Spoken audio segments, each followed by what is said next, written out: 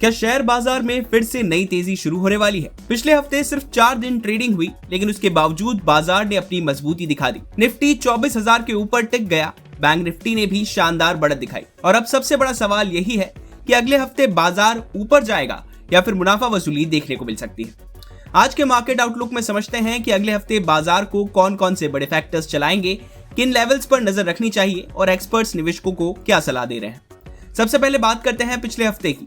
4 दिन की ट्रेडिंग वाले हफ्ते में निफ्टी 24,056 पर बंद हुआ, यानी करीब 0.18% की बढ़त। वहीं बैंक निफ्टी 58,177 पर बंद हुआ, जिसमें 0.58% की तेजी रही।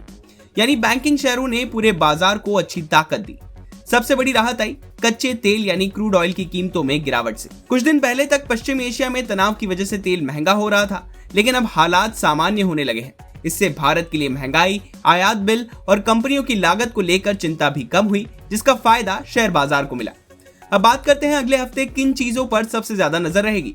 सबसे पहले नजर रहेगी भारत और अमेरिका के बीच ट्रेड डील पर। दोनों देशों के बीच बातचीत अंतिम चरण में बताई जा रही है। अगर इस पर कोई सकारात्मक खबर आती है तो इसका असर बाजार पर भी देखने को मिल सकता है। दूसरा बड़ा ट्रिगर रहेगा अमेरिका और ईरान के बीच बढ़ता तनाव। अगर पश्चिम एशिया में हालात फिर बिगड़ते हैं तो कच्चा तेल महंगा हो सकता है और इससे बाजार पर दबाव आ सकता है। तीसरा अहम फैक्टर होगा क्रूड ऑयल की कीमतें। फिलहाल तेल की कीमतों में नरमी भारत के लिए अच्छी खबर है। अगर ये सिलसिला जारी रहता है तो बाजार को सपोर्ट मिल सकता है। चौथा ट्रिगर होगा विदेशी निवेशकों यानी कि FIIs का रुख। पिछले हफ्ते विदेशी निवेशकों ने करीब 2080 करोड़ रुपए की बिकवाली की, जबकि घरेलू संस्थागत निवेशकों यानी कि DIIs ने 11,100 करोड़ रुपए की खरीदारी की। अगर विदेशी निवेशक फिर से खरीदारी शुरू करते हैं तो बाजार में तेजी को और ताकत मिल सकती है। और पांचवा बड़ा फैक्टर रहेगा रुपए और डॉलर की चाल। अगर रुपया मजबूत रहता है और डॉलर में ज्यादा मजबूती नहीं आती तो विदेशी निवेश बढ़ने की संभावना रहती है, जो बाजार के लिए सकारात्मक माना जाता है। वहीं अगले हफ्ते अमेरिका से आने वाले PCE inflation data, non farm payrolls, unemployment data पर पूरी दुनिया की नजर रहेगी। इन आंकड़ों से साफ होगा कि अमेरिकी फेड ब्याज दरों में कटौती की तरफ बढ़ रहा है या फिर नहीं। भारत में भी इंडस्ट्रियल प्रोडक्शन यानी IIP डेटा, जून महीने का PMI डेटा आएगा, जिससे अर्थव्यवस्था की सेहत का अंदाजा मिलेगा।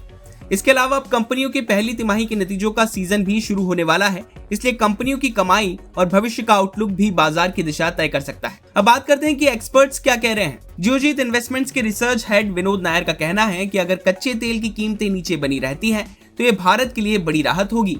इससे महंगाई नियंत्रित रहेगी, चालू खाते का घाटा कम होगा और RBI के पास ब्याज दरों पर फैसला लेने की ज्यादा गुंजाइश होगी।